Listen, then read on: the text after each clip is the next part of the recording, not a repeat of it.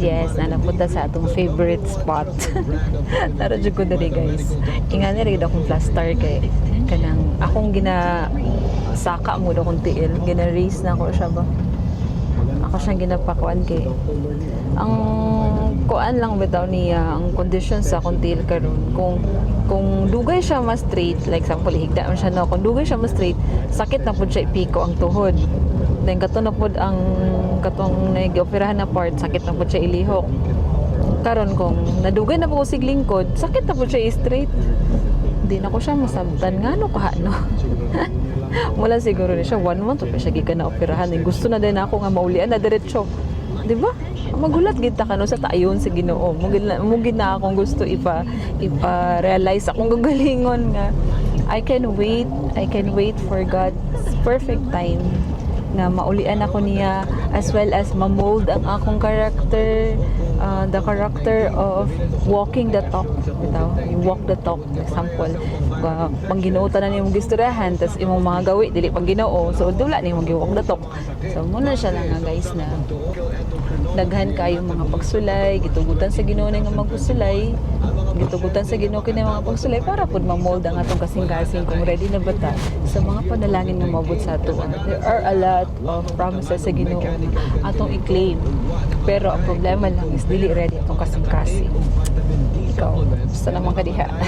Sige guys wala siya life after sa akong therapy today kung asa ko dalon karon sa akong tiil i-share na ko sa inyo nga tang kada lakaw sulito na lang gid ang mga lakaw kay twice a week rabe makagawa sa balay din tanan na lakaw lako na lang gid na siya kanang mga grocery mga palitono sa mga bulaton dara ba diba sa yun usay kapoy pag mata usay kanang before matulog na sakit kilaka kay sakit siya pero life must go on so nagingani ni siya there's a good news gahapon nga nakasuyop ko sa straw ngara guys Inday Lu I have a good news nga i-story sa inyo guys no ako gusto na ko siya i-share sa inyo hangyon look at me unsa niya akong ginainom this is my I think second time na ko nakainom ng avocado shake katong first time is ako pang gina-assist akong baba kaya di ko makasuyog karon tanaw gid ninyo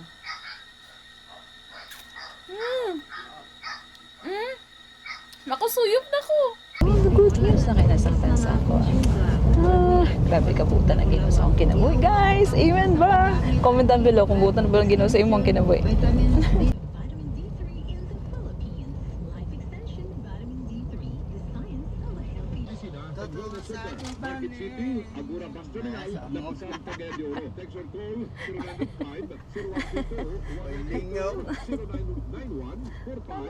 documented ginatanan.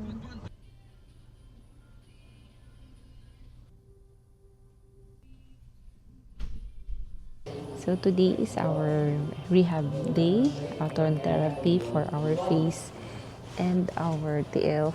But today wala say infrared kay naguba man ng ilang machine. So kuan lang ta. Pakurente ratong naton karon and muna siya sa akong TL. See, muna siya. Duha na ka-therapy ang atong kuan sa Bell's palsy ug sa atong TL. And tara yung tulog-tulog lang sa ata guys.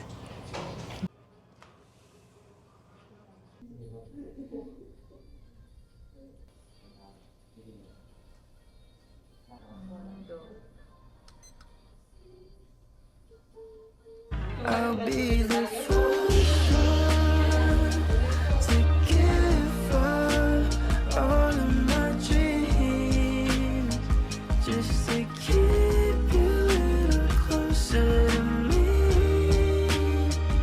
It's not fair when you're the one who will always be waiting for me.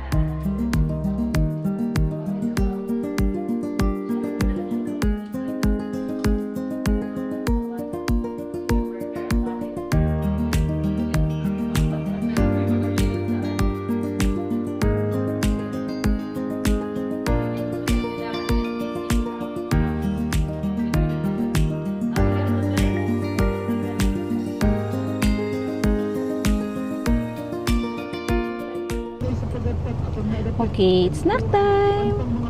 So, itong snack karon guys.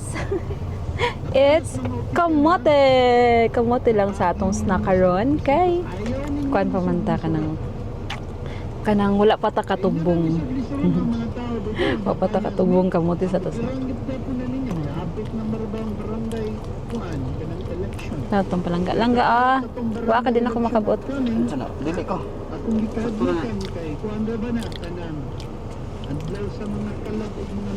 Ay, naman na gid ang therapy. Aware ka po eh.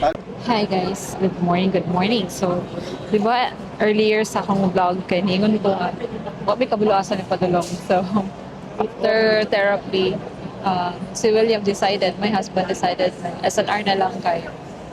May salad, ubos. Kanapit ang convenient na pag naog sa sakyanan, diretso na sa kananan. Di bitaw nga ba't tumamig ka ng umakyat kayo magulayo, makaya sa talapaklayan. So, like ka na, ay salad, grilled chicken. Nananang sa siguro itong kaunti. Then, so, update sa mga friends na ako, na ako sa stage na sa recovery. So, sa atong, sa Bell's palsy, makasmile na siya a little and then, move na siya up. Pero ang problema lang ang mata, di lagin siya maanak lagin siya. Yung mo siyang tabangan ma-close. Like that. And then, still continue mo man atong therapy. Sa tail pod, nagkadagaan dagan na kay dagan na kay gikuan ni sa akong PT ni Juvil. Dagan na kay mga hurdles. Marong gikapoy guys. Kanang while gagamit sa aircast, protected man na yung tiil kay kuan man siya. Kana na may burag iyang brace sa tiil. It's not easy sa nga niya kahimtang. Pero pagdasig lang mo sa mga kaigsoon. Continue to pray to God. Whatever challenges na nakaset mo life karon, everything will pass. So, there will come a time na sakit siya, makahila ka, pero God has reserved a reward for you. God has a promise for bountiful blessings ahead. So, na lang, mahalag, wala kayo mo extra kwarta, wala savings kayo sa as long as bumi ka, wala ka na baldado at totally baldado nga di ka kalihok. Wala ka pumunta, mga crutches. And then I have a lot of friends na willing to help. Thank you so much, good guys. Mura niya siya, guys. Mura niya akong update. Therapy na Saturday and lunch na to sa SM. Balik-balik, no? Wala sa mga ako race. So, wala ka siya, guys. Thank you and good luck, everyone.